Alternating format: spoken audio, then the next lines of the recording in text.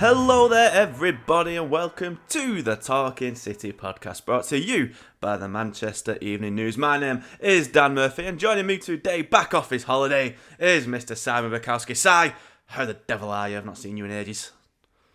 Yeah, very good, thank you. Yes, always nice to have a bit of time off in this summer break, or there's no break when transfers are there to be completed, but yeah, it was very nice, thank you. Well, in absence of not much to talk about in this lull part of the off-season, what did you get up to? We may as well, let's shoot the breeze, as they say. What did I get up to? I went to Eureka. You have to fill me in with that. You don't know about Eureka? I'm obviously in the Neanderthal in this regard. Never been to Eureka as a child. It's it's like a sort of interactive museum of technology. Right, it is might be ringing a bell. I think it might be thinking of like the Technology Museum in Manchester, like that sort of thing. Yeah, but I mean, I most remember it for having like a massive mouth with teeth and things to explore. Mate, I might have been to this. I mean, everyone's been there on a school trip. I feel like you're unlocking reveries deep inside my head. Yeah. Therapy session. No, Eureka, went to Blackpool Zoo, which was very nice as well. Mm-hmm. I've been there. I can definitely say I've been to that one.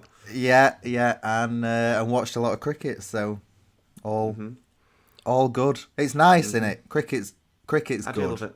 It's mint when you're on at work. When you start work at like in the morning and you just have it on all day, and you're like, it's so relaxing. Yeah. It makes all the worries of work just drift away. You only got into it recently, didn't you? As well, was it 2019? A few years ago? 2019, right. The World Cup, because I watched it in the office. Remember that? Right. The office. Yeah. Those were the days. I remember watching the World Cup final with, I think it was Tyrone. It might have been you there, or were you off? You might have been off. It was definitely Tyrone and Chris, our newspaper editor, and it was like everyone had just kind of. I think the statute of limitations on this crime have got forgotten by this point, but everyone had just kind of stopped working to watch the last few overs and then the super over. And then when Stokes did that dive and it kind of went for 4, and I was like, what is going on? I didn't realise cricket could actually be fun. And exciting. Then obviously 2 months after that, a month after that, it was Headingley Test, which was like the August bank holiday weekend, which is a big festival day in Everton. So we was all out on the lash from like 10:30, watching that on a phone in the blistering sunshine. And since then, I just have a growing affinity for it. And I don't watch it that often. I don't pretend to be a great expert, but it is just so chill. I actually went to a cricket club on Saturday myself. It was fun. Row Green in Worsley. Would recommend it. Nice. I mean, it's a good sport to watch, isn't it? Like at amateur level or any level, because you can just sit there and have a few drinks and enjoy it. But also, England v Australia is fantastic at the minute, both the men's and the women's Ashes. So, it's always nice to watch sports that are different to football after sort of a 9 months of drudgery. Well, I just think it's nice to have a little break from football. Because there's still football going on, of course, and football related things, but it's nice to have a bit of a change. Nice English summer. Exactly. Well, we've got now 9 days till the next test at Old Trafford, of course. I hope any of you lucky sods listening have managed to get tickets, because I did not, but I'm sure we'll all enjoy it with any luck, as long as England win, as long as perhaps maybe Bairstow has a little rest, shall we say, to put it diplomatically. Maybe. But as you say, there has been some football for sure, and it's kind of centred in Georgia on the England under-21s march to glory in the under-21s European Championships. I think it's the first time they've won it since 1984. Was that the stat I saw? And as ever with City's kind of brilliant academy, they were right in the heart of the action. 3 starters in the final, 3 starters in pretty much every game apart from the dead rubber in the group stage. And what a tournament it was for England and for City. This was there was one City player on the bench as well in Tommy Doyle, 2 players who you would have thought would have gone in, kind of Rico Lewis and James McAtee, who didn't.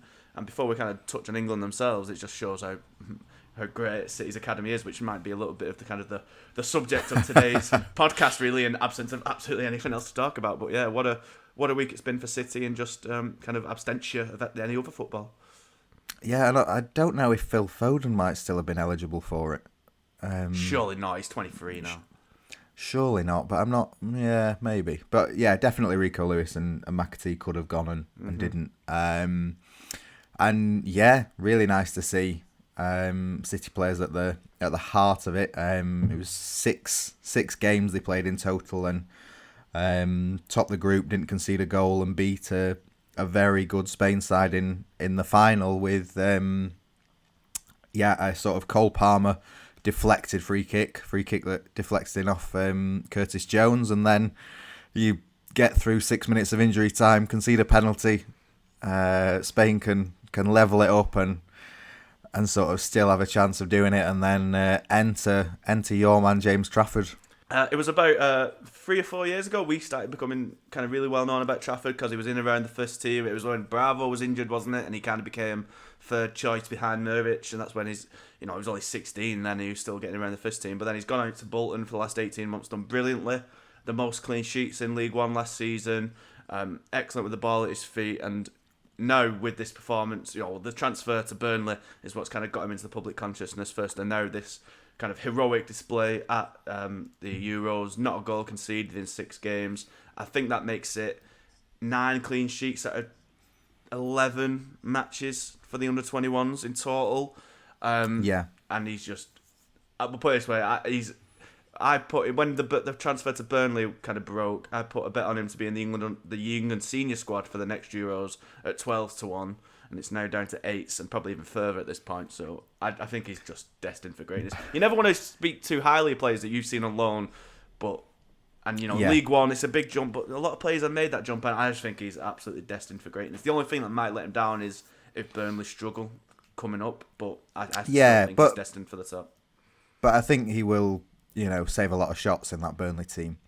I mean, you'll have seen him more than me, but he's not short of confidence, is he? Nope, not at all. And he's happy to be a character and kind of wind up some opposition fans and things like that. But he's from Cumbria and not very far away from Dean Henderson, and I think there are sort of pretty strong similarities between the two guys who are very full of confidence, but have the ability to back it up. And it became quite clear early on in his career that, he thought a lot of himself, but he also was constantly putting in the work to back it up and working on things. And he realised early on that if I want to get into this City team, I need to be as good as Ederson.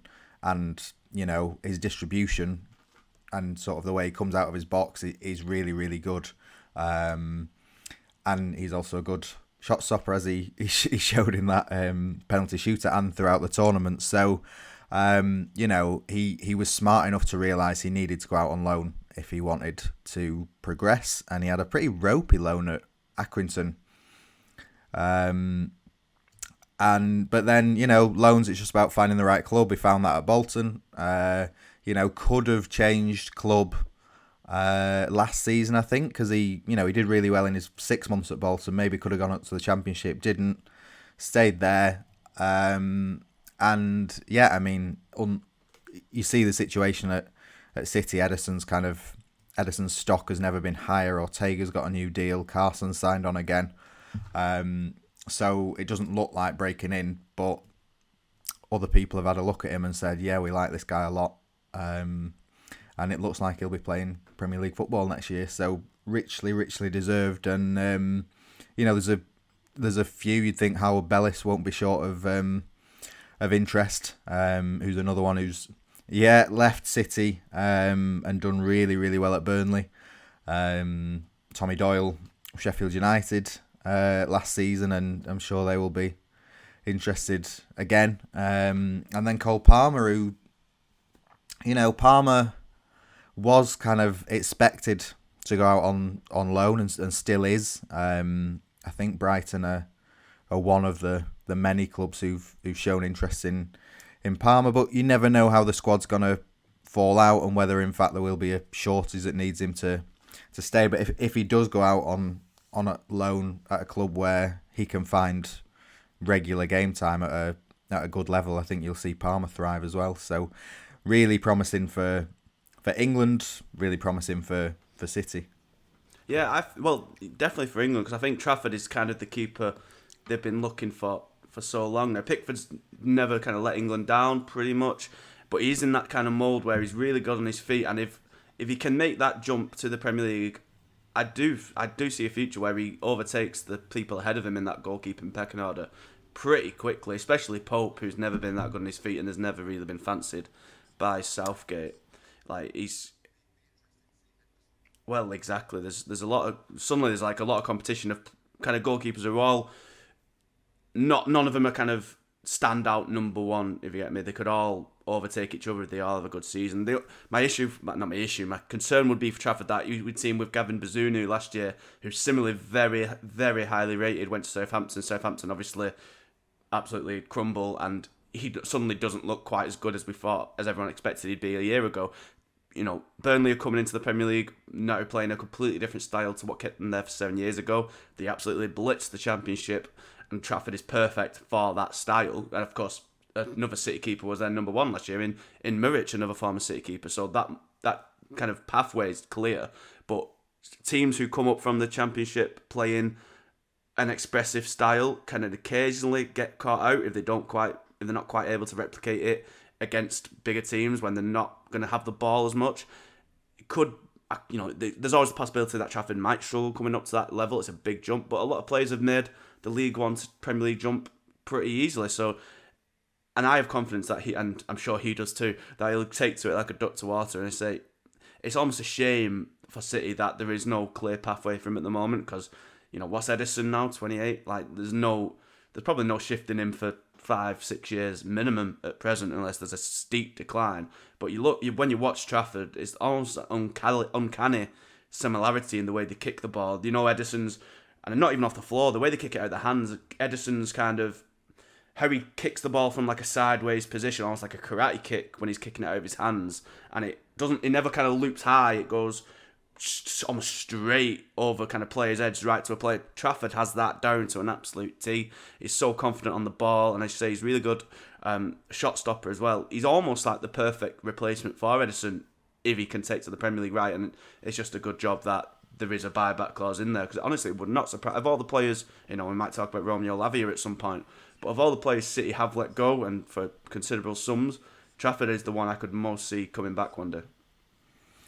Yeah, and I think sort of, there obviously will be worries of what if Burnley struggle. But you kind of look at Aaron Ramsdale, say, who I never thought looked particularly great in a sort of poor Sheffield United team that went down. But, Arsenal scouts saw slightly more than me. And, you look at him now and he's thriving at a big club. So, even if a team struggles, there's nothing to say that a goalkeeper can't impress still in that. Yeah. So, a huge opportunity for him, and kind of more proof that there are more routes than ever from the City Academy into sort of top level football. Mm-hmm. Yeah, we'll definitely touch on that in due time. But, you mentioned Palmer there. He had a good tournament, especially coming alive in the end, as you say, kind of leading to the winning goal in the final. Scored a nice goal and set up two, especially the first in the semi-final was a lovely ball for Morgan Gibbs-White, who scored a great header. He kind of came alive in those last two games, and it was nice to see, because he was doing well, doing his job in the team for the rest of the games. Obviously, it was a great team doing well, but wasn't really standing out. Now, he had that shining moment in the last two games. As you say, you mentioned he could go on loan there, but what is it time that he kind of really shows what he's about now? Because he's been around the City first team for a couple of years now. I kind of thought we'd see a bit more of him last season. 25 appearances ain't bad, but I think the average minutes of those were about half an hour. Is it time he kind of 21 now? Is it if he doesn't start really showing he can be in the first team this year, or even on a loan spell, is it perhaps maybe time he'll be moving on permanently? Because there's clear talent there. Yeah, I mean, I don't think he's for sale this summer. City have been pretty clear about that. They still view him as part of their future. That was kind of the case before the Euros, and I can't imagine that's changed since. I think by his own sort of admissions, he was not great last year. He didn't play as well as he could have done. I think the positive thing from the Euros was that kind of his best performances for City last season came at the end of the campaign once the league title was over and he got a couple of starts, and the obvious thing kind of to throw at him was, well, pressure's off. There's no pressure in those games.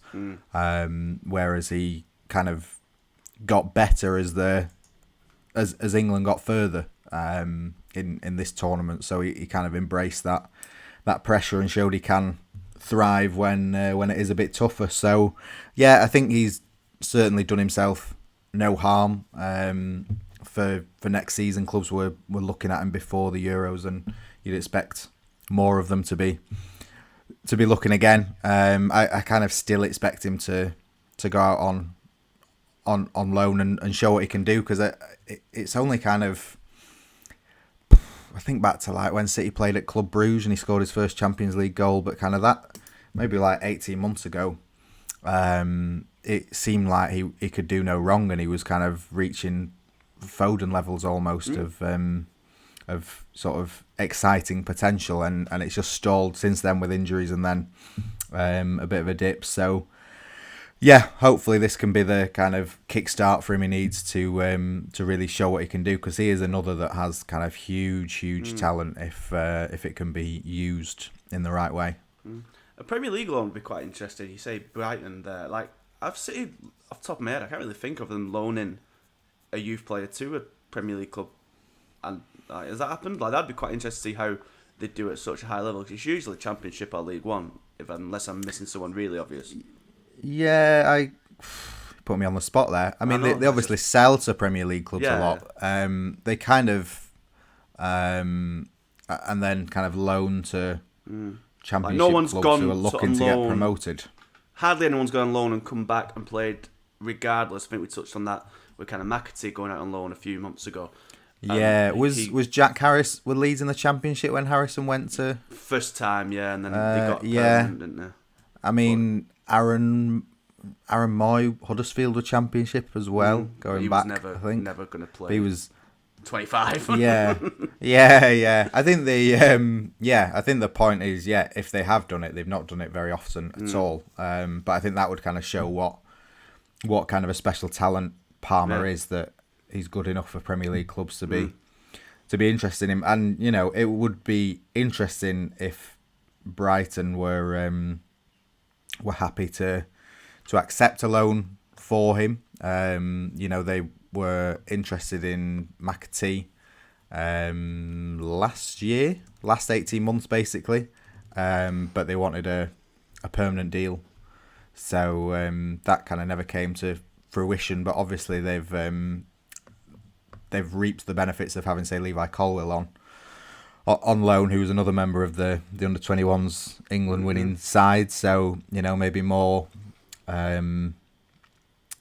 sort of a similar move to be done there. I think if you're a footballer and Brighton offer you the chance to come to them, it's a hugely exciting move. Whether you can get the game time is up to you to force your way in, but I'd imagine you'd get opportunities there, and and Brighton is kind of well above those clubs who sort of would be looking over their shoulder, and only kind of 4 games away from bringing Sam Allardyce in, that kind of thing. So you're probably pretty confident if you go there that you can get stability.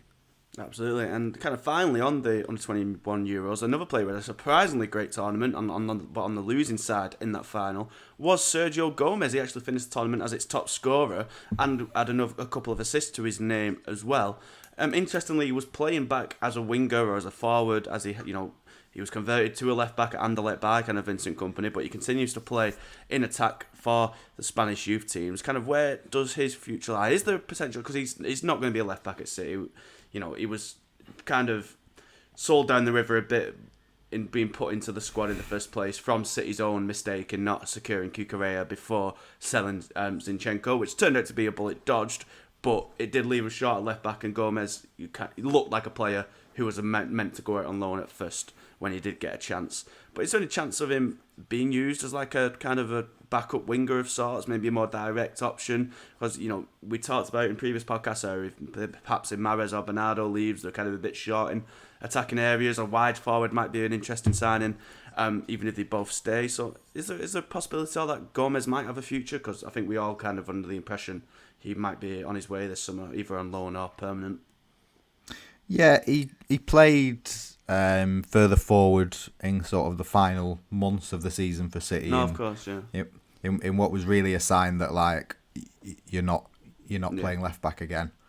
But City's formation obviously changed and adapted as well. So, if you try and fit in that 4-man defence that is kind of like 4 massive centre-backs, then Sergio Gomez is not the one. But this tournament showed that he does have talent, and it's hard to become a fullback in a Gvardiol team, and it took Zinchenko kind of years of nearly being sold to finally get there. So I don't think that Gomez will be seen in at left back. He might want to go elsewhere for sort of the promise of more regular game time, and I don't think a loan would be too ridiculous to suggest.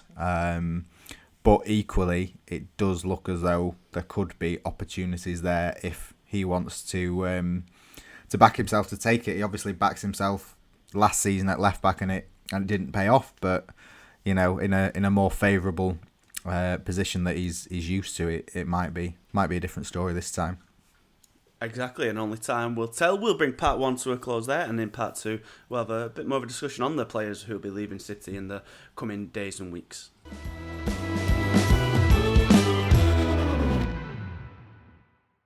Hello everybody, and welcome back to the Talking City podcast. We talked a little bit, Si, earlier on James Trafford.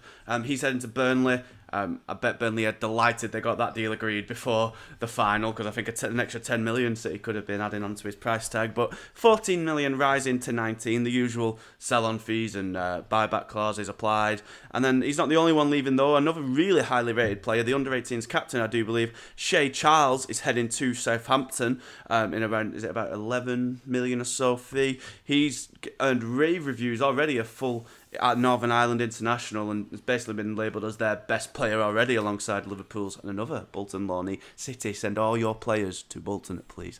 And Connor Bradley, who may well be playing for Liverpool this coming season. That's so, if all clauses are met, that's around 30 million again on 2 players who've never played for City's first team. I think Charles might have done, actually, wasn't he on the bench in the last few games of the season? In fairness to him, he came on against Brentford on the final day. Right, there you go. So a few minutes of action between them. Add that to the 50 million or so that was made on Lavia and Dozie, Bazunu, and someone else who's passed me. Oh, who's the left back called? What was he called now? Larios. Oh, there you go. I actually quite liked him. I thought he was good when I watched him. City, how do they do it? Because you look at United, who Zidane Iqbal, they can't even muster $1 million for selling to Utrecht, and City are earning so much money for players who have very, very little experience in compared to what United are managing, and it's a great sideline for them. But my God, how do they do it? It's it's very interesting. They've just been very, very good at selling. I don't think you can kind of take away from the fact that they've been, they've won under 23 and under 18 league for the last 3 years to kind of beef up their kind of status for their academy. But then also, say, James Trafford has been on loan for 18 months. So he's not really been too big a part of that, but has clearly done enough to warrant Burnley paying an initial 15 for him, which is big, and then 19 in total if all goes well for him. So a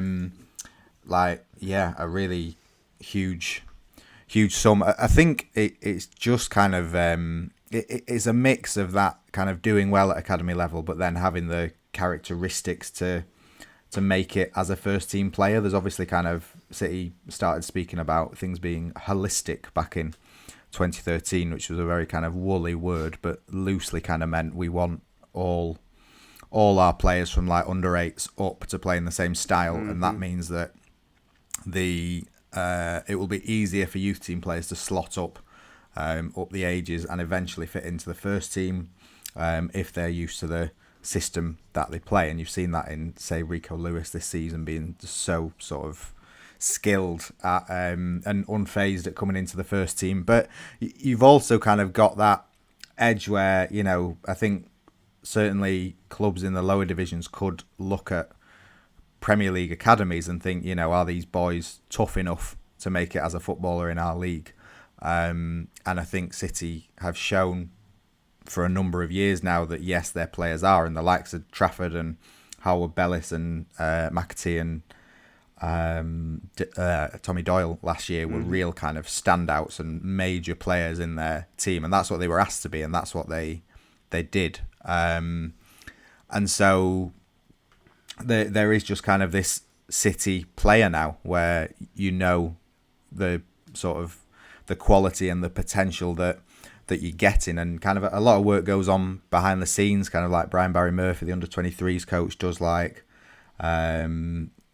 makes the players kind of do interviews, kind of, that most of them don't see the light of day, but he's sort of training them up to be a professional footballer. It's not just what goes on the pitch, it's everything, every aspect of their lives, and City are bringing through a lot of footballers who have very big potential. Like you say, if James Trafford turns out to be England number one, then 15 million is quite the bargain for him. It was funny to sort of see loads of people on Twitter slating the fee, and then suddenly it's a really good deal. So City have kind of built a benchmark of what their players cost, and other clubs remain very happy to pay them. I think I don't know too much what's going on the United side of things. Certainly at a first team level, I kind of think the high wages that United pay have seen them kind of struggle to shift players. And you look at, say, Harry Maguire, you sort of think, I think we're saying United want 50 million for him, and it's like, so funny. But on a serious note, if you've got sort of the chance of like 50 million for Harry Maguire, or I don't know, 25 for Taylor Howard Bellis, know what I'm taking. Yeah, not to sell him on this podcast, but you would look and say, well, one probably represents better value in the long run than the other. Yeah. So City are kind of producing the next generation of stars, as the England tournament showed, and clubs are happy to buy. Yeah, absolutely. I think it's just like a stamp of guarantee, isn't it? It's like going to... Yeah. I never would, but it's like you go into Waitrose, you're going to get a better than you go to Aldi. Now, I'd still go to Aldi because Aldi's king, but you know what I mean? If you had money, you'd go in Waitrose, aren't you? Like, it's a stamp of guarantee, and as you made the right point, bang on point, like, if you want your team to play a certain way, you know that if you get a player from City, they are going to be able to play that way. They're going to be comfortable on the ball at the very least, to have a technical proficiency no matter what position they are, and they're going to have a certain degree of elite level training. And I just don't think many other, maybe Liverpool, they're producing a lot of good players and have obviously Trent Alexander-Arnold in the first team and Curtis Jones and whatnot, but there aren't, in comparison to United, they just aren't producing the players. Maybe that'll start changing if Ten Hag gives them more chances. Kobe Mainoo's kind of breaking in, but the most young players they've got are kind of the ones they've bought. Like Garnacho was bought from Atletico Madrid a couple of years ago. We've got a couple of fullbacks from kind of Real Madrid and Barcelona. There's nothing wrong with that. Fair enough. You're scouting young talent and getting them in. It's going to pay off. But you're not going to be able to sell your Zidane Iqbals or your Charlie Savages for such high funds when there's just not that guarantee of kind of the coaching excellence that City has at the minute. And as you say, it's not just the headline signings that we touched on there, the Traffords, the Charleses, the Lavias and whatnot. It's if you kind of look through any League One or League Two club, or the leagues, there's like players everywhere who've been at City at some point. Like off me, like Luke Bolton, I think it's at Luton. Yeah, like players like Salford. That. Salford, not like he was. There's like players. Jack Harrison's another one who you say like. There's been so many players who've come through that City system at one point or the other, who aren't exactly headline grabbing players per se, who are just kind of fluctuating the league. And Kieran Slicker's another one. He's just gone to Ipswich. Oh, blue Ipswich, badges. There's just City have so many goalkeepers for one. I don't get how they have so many goalkeepers in the first place, but there's just so many players throughout the Football League come through at City, and it's just a price of guarantee. It's amazing they have so many players on the books. To be fair, but it's just a great business, isn't it? And I think sort of the Dortmund buying Sancho was kind of a watermark. Yeah, great example. In both, Sancho was kind of a trailblazer for for young. Well, but this kind of new breed. It was around the time that England won England under-17s would go on to win their World Cup in the October, I think, after Sancho left in the summer. But that move was seen as like a mark for this new breed of like young, hungry, ambitious footballers who weren't content to sit in Premier League academies. And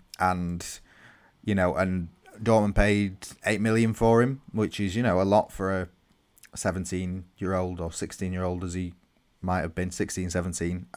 But they got tremendous value for him and sold on for City got 8 million when they sold him and 10 million when Dortmund sold him to United, and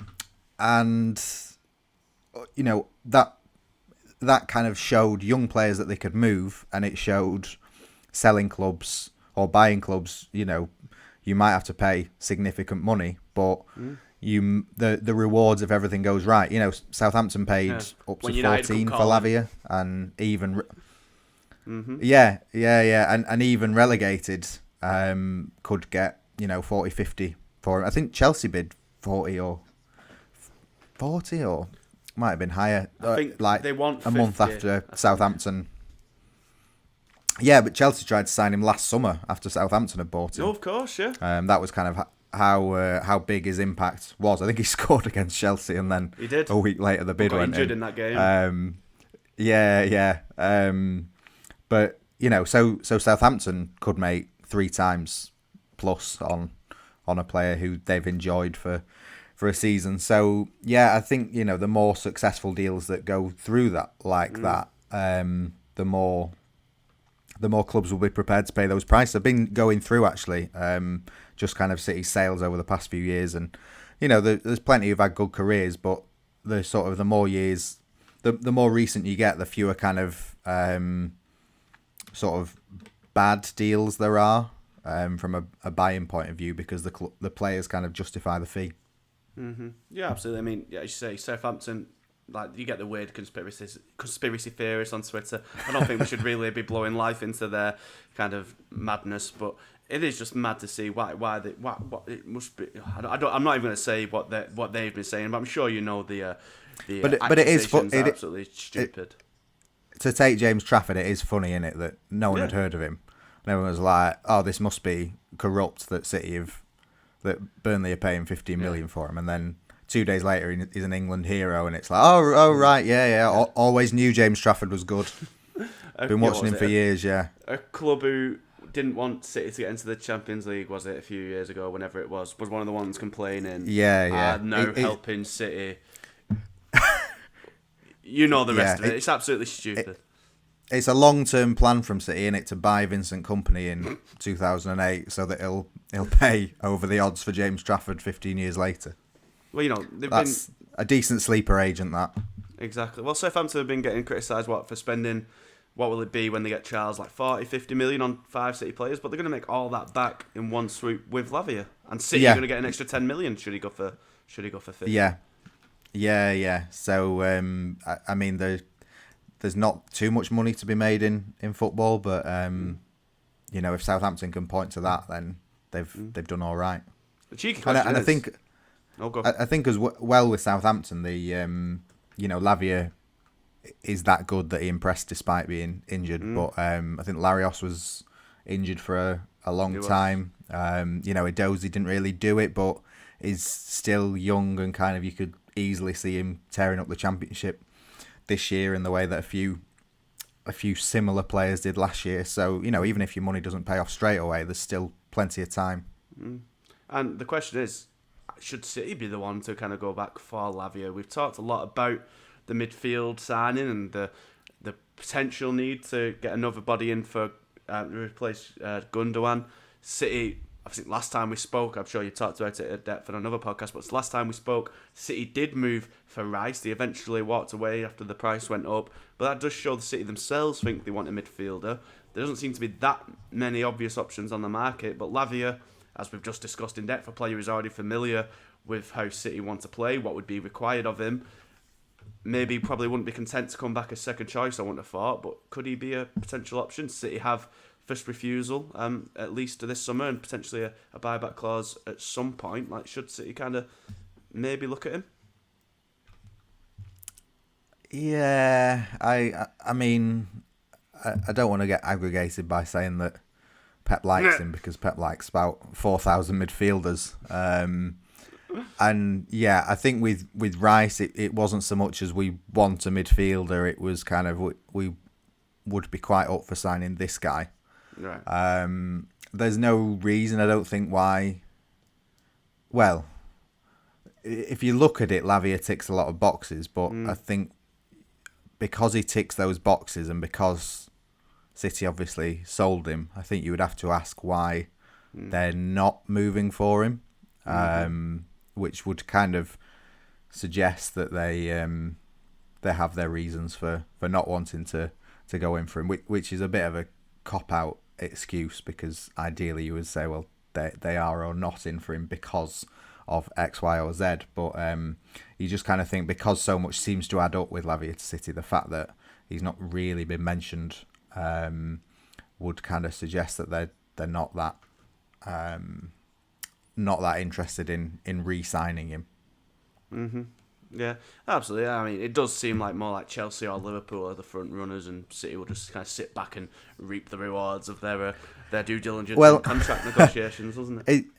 I mean, it's going to be one of, if he does go to a Chelsea or Liverpool, it's going to be those where there's going to be fans unhappy at why you're selling to or why you're not sort of stopping a player from going to a rival, basically, which is understandable, but then City could probably point to sort of selling to players to Arsenal and Chelsea last summer and still thriving. Mm-hmm. Yeah, absolutely. You know, we've touched so much on kind of City's youngsters and the amount of them that are leaving the club, but we kind of want to know like who potentially could be the next ones to kind of break through next year. And MEN's running a few pieces and polls and whatnot on the website at the moment. If you go over and you can find the polls, I think it's kind of pinned to the top of the website, and let us know who you wants to see kind of thrive and get given a chance next season. But is there any youngsters, Si, kind of coming through you think could potentially get more of a chance next year? Like McAtee is the one that I'm kind of looking at. We touched on a few months ago how he bullishly wanted to go out on loan despite kind of being told how many players have gone out on loan and come back and done well. He did amazingly at Sheffield United.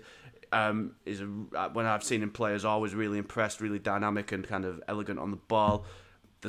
As we've just touched on, there's a gap in that midfield. Could he potentially be one of the ones to fill it? And then the other ones I've been impressed with since I last watched the youth team was kind of Carlos Borges and Mabude, two attackers who were full of goals, full of pace, full of skill. I'd be excited to see either of those get a chance, but again, there's already rumours that they could leave as well. So, it's hard to ever touch too much on which City youngster you want to see, because they might well be gone by the time the podcast gets out. But, who do you reckon could be in and among the first team next year?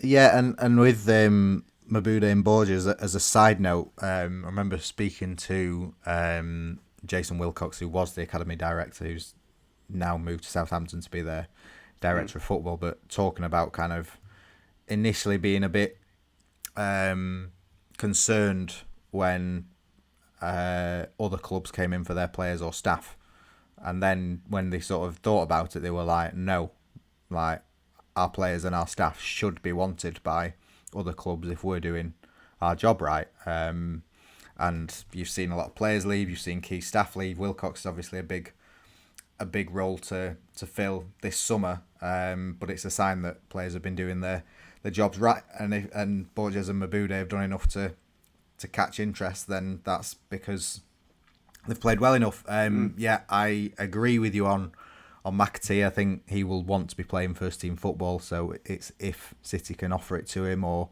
it kind of seems like maybe if Bernardo stays, then are there going to be the opportunities for McAtee? or could there be sort of a better move elsewhere where he'd get more regular minutes? Because I think along with Palmer, if he plays kind of week in week out, he'd really really excel in a top league. Just kind of below that, Oscar Bob has been very very good for a long time for the 23s. I think he's won Player of the Year for the last 2 years, and he's kind of more a forward in the line of your Grealish than maybe sort of your Sane or Sterling. So it would be interesting to see if he can kind of make the jump up to the first team this summer if he gets a chance on the tour or he's trusted like that. And then other than that, for a while I've liked Nico O'Reilly, who is a young striker who made some headlines last season for I think he scored a last-minute scorpion kick or something. But he was on the bench at Brighton, so he is a lot of admirers in the first team already as well. So they're those two. Yeah, so keep your eyes on those City listeners, and we'll be back in just a moment for part 3, where we'll round things off with a little bit of transfer action, of course, because it is the summer after all. Do not go anywhere.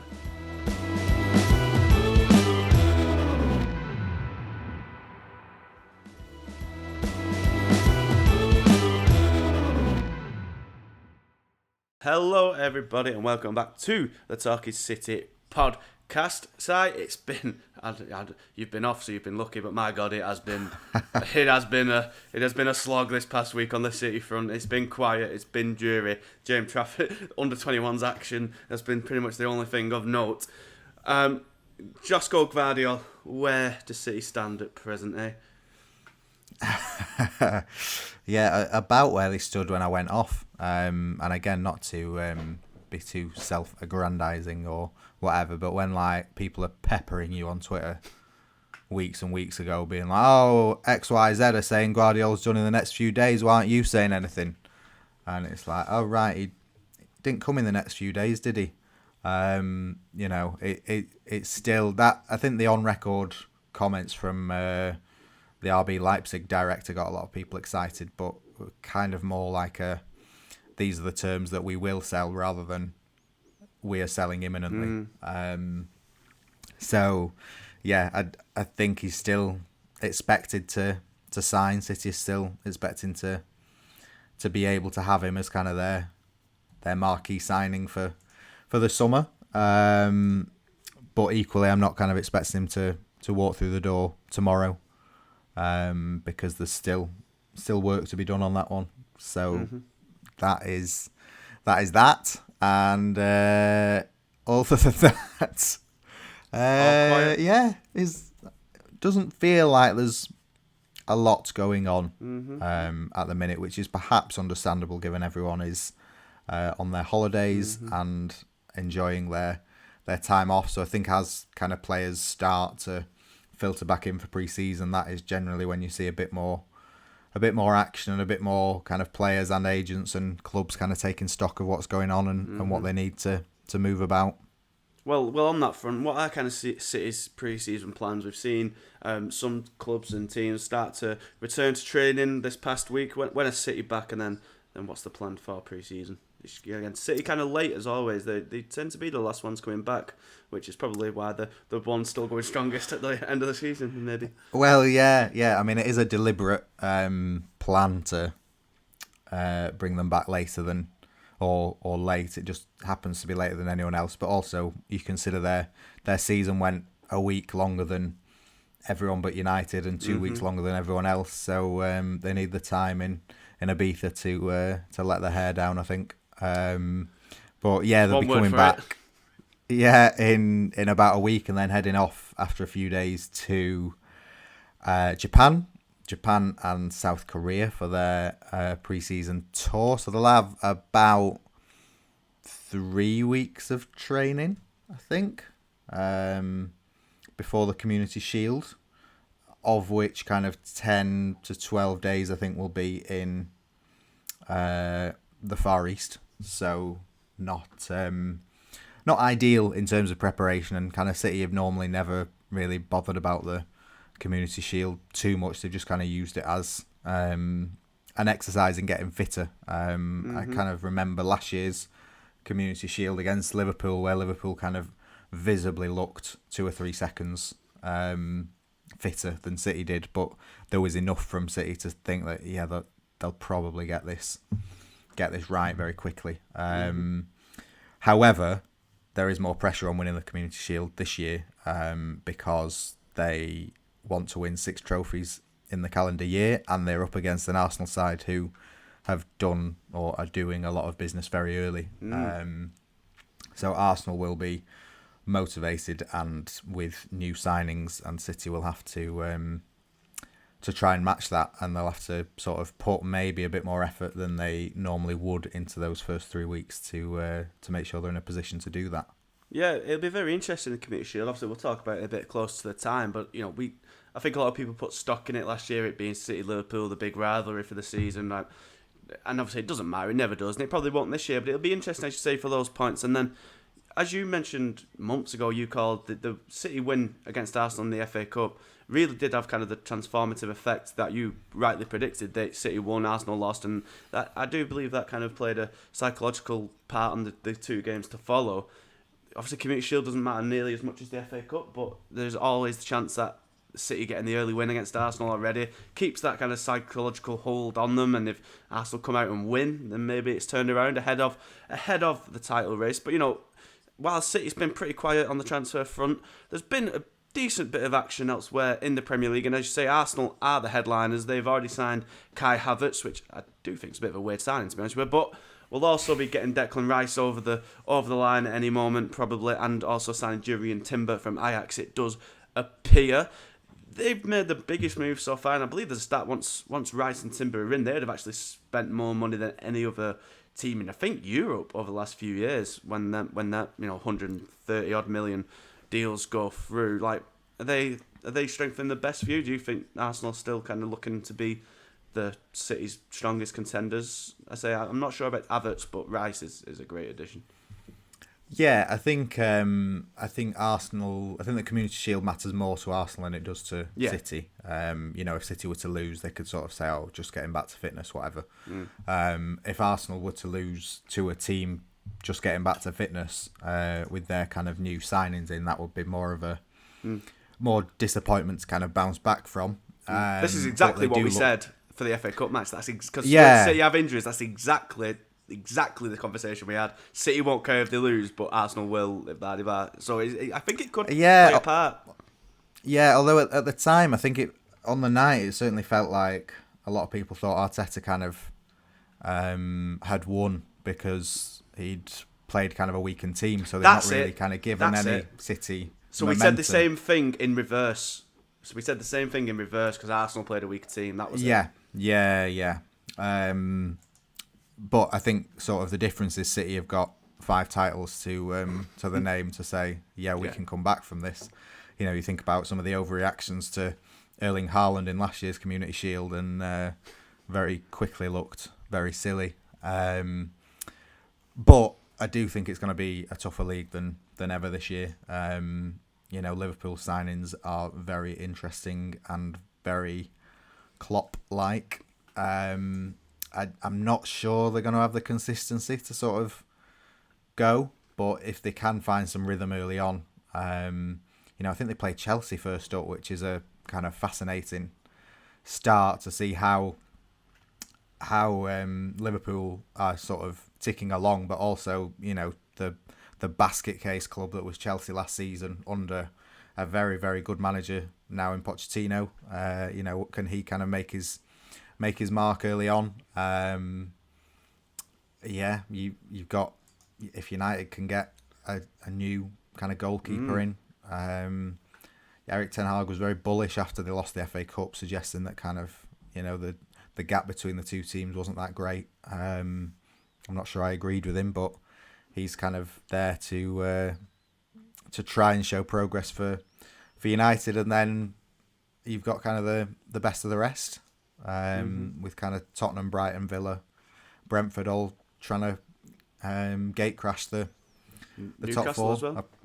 Newcastle as well, yeah. Under kind of increased expectations to see how they how they get on. Can I say that Saturday 8 p.m. kickoff is an absolute joke as well for City? You can. You go for it. You have a little tirade if you want. Not excited for that, are you? Well, it's just it feels like we're all heading for sort of every Premier League game to be on at a different time, starting at sort of 4 a.m. in the morning to appease the Japanese market and ending up at, at 10 o'clock at night for someone else. You know the maddest thing? You obviously taking that to the kind of 11th extreme there, but I actually don't think... I actually not entirely against having most Premier League games kind of spread against the weekend a bit more. Just because I'm sick of the blackout rule always coming up, because the blackout rule is vital for non-league teams, of which I'm a supporter of, and even just Championship of Football League. It's vital, and I'm sick of the argument that it should be getting rid of, because it shouldn't. But I am also of the opinion that the amount of televised games in this country is an absolute joke, considering you can watch every game anywhere else in the world, and you can't watch games in this own country. In the country they actually take place in most of the time. So I do think a compromise can be met where more games are played at different times other than 3 o'clock. But obviously, that needs to be within reason. So you've not got fans going down 3-hour drives or 3-hour train rides when there's no trains at 8 o'clock on a Saturday night. Like, I think there's a crumb of a good idea, but it needs to be done right. And when has anything ever been done right in this regard? Yeah, well, I mean, we've got kind of the 1894 supporters group and the food bank group who have sort of taken a stand for the Community Shield, because the Community Shield was 5:30 on a Sunday, whereas kind of Saturday 3 p.m. works so well for the FA Cup final. People saying, why can't it be Saturday? Why can't it be an early kickoff? Then the FA sort of changed the kickoff time and said, we've decided after consideration of the full consideration of the fans that it's going to be 4 p.m. And you sort of think, well, so why weren't they fully considered first? But the point that sort of City fans have been trying to make is that it's not a City issue. It's an issue that happens to every club up and down the country, and there are plenty of sort of wild journeys through the leagues, but it's kind of especially acute in the Premier League, where more games are televised, and just because you support a Premier League club doesn't mean that you've got more money than someone who doesn't support a Premier League club.